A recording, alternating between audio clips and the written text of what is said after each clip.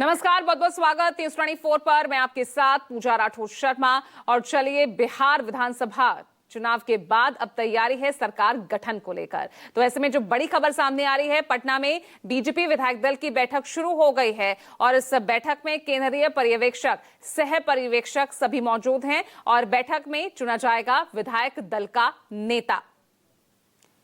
तो बता दें आपको कि अब यहां पर देखिए, आज बैठकों का दौर जारी रहेगा।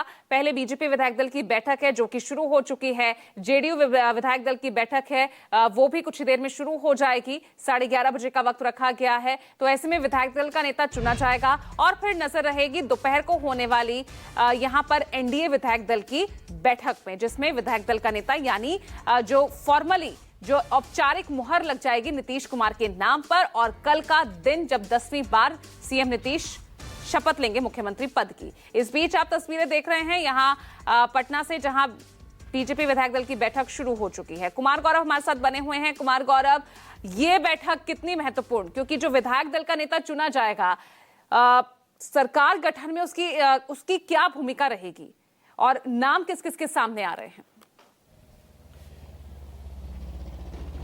देखिए, बिल्कुल अभी तक जो स्थिति है उसके मुताबिक जो विधायक दल का नेता चुना जाएगा वो डिप्टी सीएम होगा। पिछली बार जैसा कि आप जानती हैं 2 डिप्टी सीएम थे, उससे पहले भी तारकिशोर प्रसाद और रेणु देवी के तौर पे 2 डिप्टी सीएम थे। इस बार बीजेपी का क्या फॉर्मूला होगा, विधायक दल का नेता कोई एक ही चुना जाएगा। और संभवतः पूरी संभावना जो दिख रही है वो यही है कि जो पहले डिप्टी सीएम रह चुके हैं सम्राट चौधरी, क्योंकि नीतीश कुमार के साथ उनका डिप्टी सीएम बनना पूरे जातीय समीकरण को संतुलित करता है। तो जाहिर सी बात है। और जिस तरह से आपको याद होगा कि तारापुर विधानसभा चुनाव में जब प्रचार करने के लिए अमित शाह गए थे तो वहां जाकर उन्होंने मंच से कहा था कि आप इन्हें जिताकर भेजिए, मैं इन्हें बड़ा आदमी बनाऊंगा। तो जाहिर सी बात है, मुख्यमंत्री तो वो बन नहीं सकते, तो बड़े आदमी के तौर पे राज्य में डिप्टी सीएम का ही पद होता है। तो ऐसे में मानकर चलना चाहिए कि विधायक दल का नेता सम्राट चौधरी को ही चुना जाएगा। तीनों जो ऑब्जर्वर बनाए गए हैं, तीनों वहाँ मौजूद हैं। आज गृह मंत्री अमित शाह भी पहुँचेंगे। उसके बाद एनडीए के नेताओं के लिए जो मुख्यमंत्री आवास पे एनडीए के विधायकों के लिए जो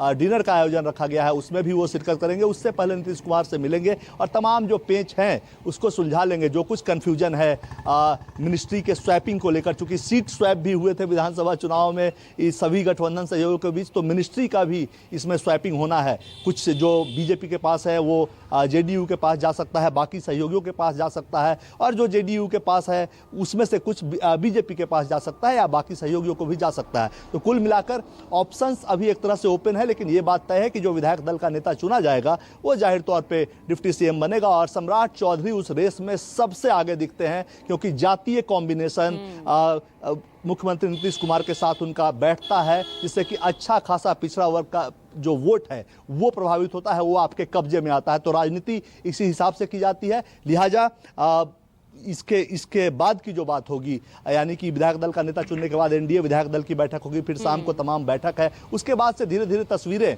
बिल्कुल साफ होती चली जाएगी। अभी के लिए तो तय है कि नीतीश कुमार सीएम रहेंगे और बाकी 15 के आसपास जो है 6 पे 1 का आंकड़ा, 6 विधायक पे 1 मंत्री का आंकड़ा रखा गया है। तो ऐसे में 15 के आसपास मंत्री पद जो है डिप्टी सीएम सहित वो मिलेगा जाहिर तौर पे बीजेपी को। उसके अलावा 14 मुख्यमंत्री सहित मिलेगा जेडीयू को, हमको भी मिलेगा, और उपेंद्र कुशवाहा की पार्टी को भी 1 मंत्री पद मिलेगा, 2 या 3 चिराग पासवान की पार्टी को भी मिलेगा। तो कुल मिलाकर पूरा एक तरह से मॉडल सेट है, नंबर ऑफ मिनिस्टर्स सेट हैं। लेकिन किसे कौन मिलेगा, इस पर किसे कौन सा पद मंत्रालय मिलेगा, उसको लेकर अभी सस्पेंस बचा हुआ है। और शाम तक इसमें क्लैरिटी आने की संभावना ये भी हो सकता है कि अभी जो फिलहाल कल जो शपथ ग्रहण जो 20 तारीख को होना है उसमें 20 के आसपास, 15 से 20 के आसपास मंत्री, मुख्य जो मंत्री हैं वो शपथ लें, और उसके बाद कुछ दिनों के बाद एक और कैबिनेट विस्तार करके अंतिम आंकड़ा 33-34 जो मंत्री बनाने हैं वहां तक पहुंचेगी एनडीए सरकार वहां की। तो आज डूम्सडे एक तरह से आप कह सकते हैं। और जो तमाम समीकरण साधने हैं आज आपको देखने को मिलेंगे। महिलाओं को भी अच्छा खासा पद यहां मिलने की उम्मीद है। मंत्री पद में महिलाओं का स्थान ठीक ठाक होगा, क्योंकि महिलाओं ने बड़ी संख्या में निकल कर एनडीए के पक्ष में मतदान किया है। जी चलिए भाई, महिलाओं का प्रतिनिधित्व तो होना चाहिए। इतना बड़ा मैंडेट जो है यहाँ पर, महिलाओं का जो समर्थन जो मिलता रहा है अब तक नीतीश सरकार को, और